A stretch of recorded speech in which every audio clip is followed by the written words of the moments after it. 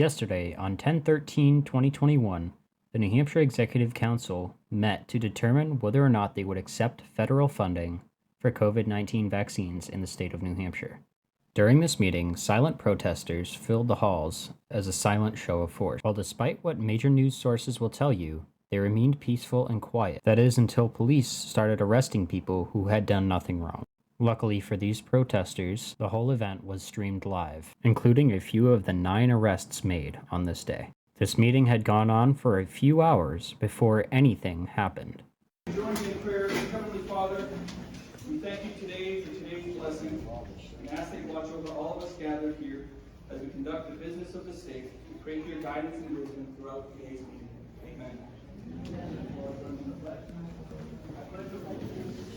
Flag of the United States of America and to the republic for which it stands, one nation, under God, indivisible, with liberty and freedom for all.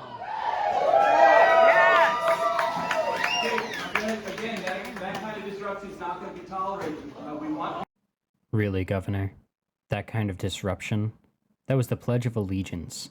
If Americans can't even say that, are we even truly Americans? This was not a disruption. This was patriotism. Are you serious? Again, we appreciate that, but again, we just need to make sure that we don't get riled up. Riled up is enthusiasm for the Pledge of Allegiance to the United States of America? Well then, Governor, you and I have 2 different definitions. We want folks to be able to stay and participate. Oh, come We on. don't want it to get so loud that we can't proceed. Oh, give me a break. Now let's see what News 9 reports. Arrested for repeated outbursts, anti-vaccine mandate protesters got what they wanted Wednesday as the Executive Council rejected on a party line vote $27 million in federal funding to boost the COVID-19 vaccination rate in New Hampshire. This clip recorded by News 9 is interesting because it appears to contradict the video evidence showing that there was no repeated outbursts. About science all the time, but we ignore the fact that people have natural immunity from already having COVID. The denial of the funds and Republican councilors' insistence that he do more as chief executive to stop vaccine mandates confounded Governor Chris Sununu. Will you stand up like the governor of Texas and tell private business they can't fire people? You want the government to tell private businesses who to hire and fire. No, Governor, he's simply asking for the freedom to not fire those people based upon your government mandates.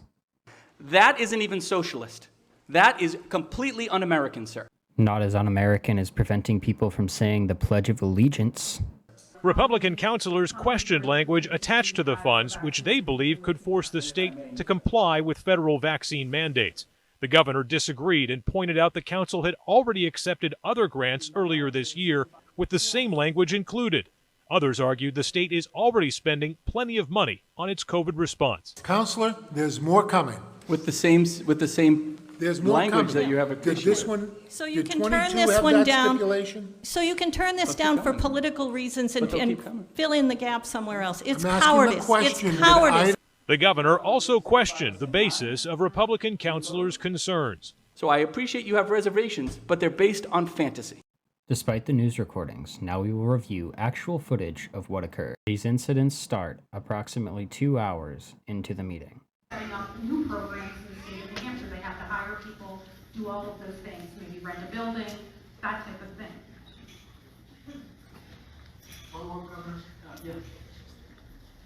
If you look closely, this woman has her child sleeping in her arms. They are so disruptive that this child continues to sleep throughout this meeting. I can tell you that I would never approve this contract.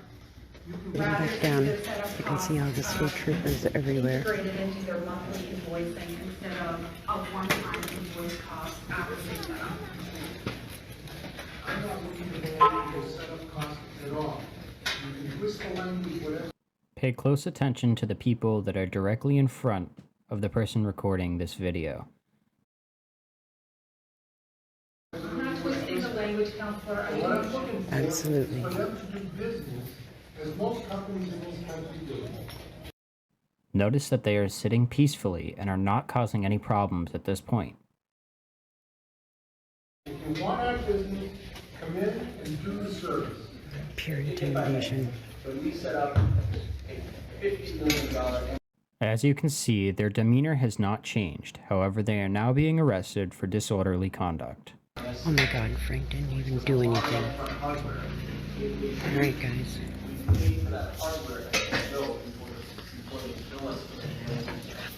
Teresa and Frank, yes, are being escorted out right now. The two comply with the police lawful order to leave the premises, and leave without any resistance. They had not been given any previous warnings, and are arrested as soon as they step outside the doors. Multi-million dollars.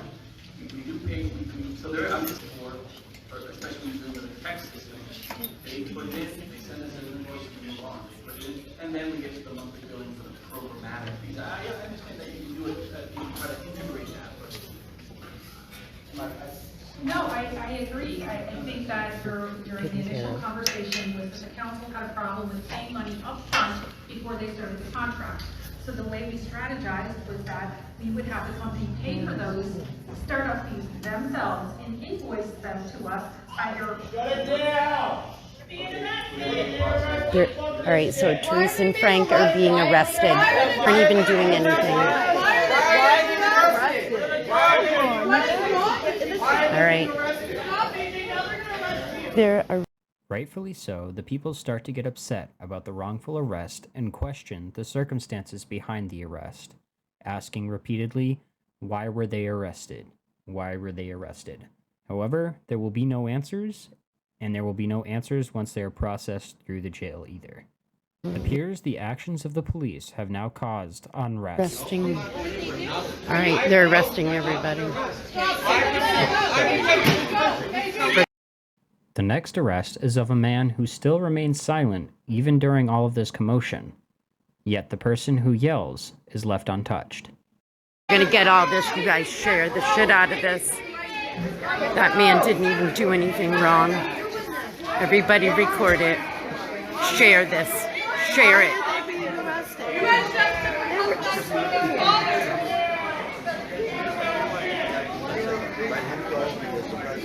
What is wrong? Stop this!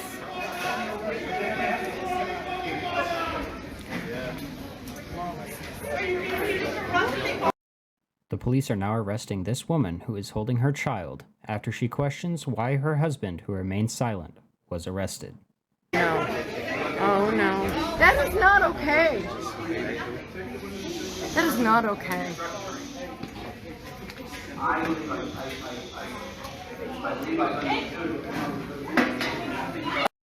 The next arrest is of a woman who remains sitting in her chair and silent, even still.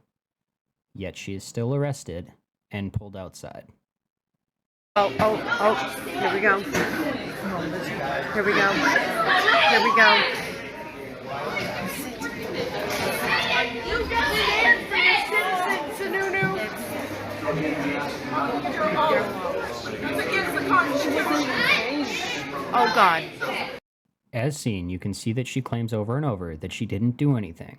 The only unfortunate part is that her resistance will be highlighted by all of the major news outlets. That was my directive to the commissioner. You officers are against the Constitution. In a different way, I suppose we can go back to that. We do have a lot of contracts to do this year. But that's on me. I thought we were taking a break, getting ready to pre-finish. Big $50 million programs and not expect their first work. This structure is actually very typical. Oh no, this woman, they're making her get up. She's gonna be Labor next. would probably tell us that with respect to all sorts of finance contracts. And I think the risk of This older advancing woman. money up front is that we could advance money and then never get the product. But in this case, what the way the department. The next person escorted out and arrested is this elderly female who sits here in the red shirt. She again is sitting still and doing nothing until a police officer taps her on the shoulder and tells her that she is being arrested. Has structured this. We are Everybody's being advancing- arrested, we are not Lorianne. advancing money. They are actually incurring costs and then being reimbursed for costs. So it's sort of a service plus cost contract, which is totally typical, to my understanding, in the industry. Is that correct, Commissioner? Yes.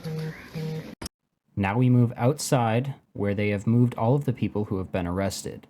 The woman who is carrying her child and is being arrested as well is recording outside what occurs. Oh, my son can't. If you look in this short camera glimpse, you can see a few of the other people who are arrested and that they are not resisting. Notice also that they have 2 vans lined up for people. What are you guys doing? We are arresting people for disorderly conduct. In front of kids? Nope. Stay right here. In front of kids? Stay right here. Absolutely. We were given warning.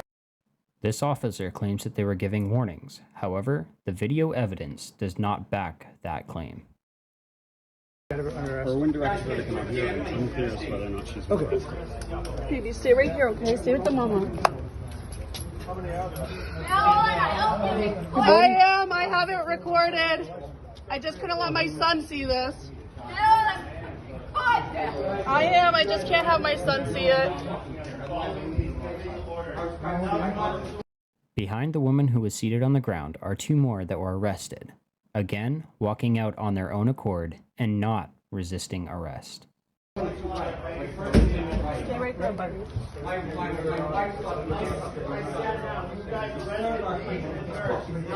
Yes or no? Note that these officers say that it is unclear if she is being arrested. If these people were actually being disorderly, why aren't the police staying with them? You gotta turn around, please. Yet again, no resistance. However, her concern is for her son, as her husband had already been arrested. Seen in the black Your hands behind your back, please. All right, but what am I gonna?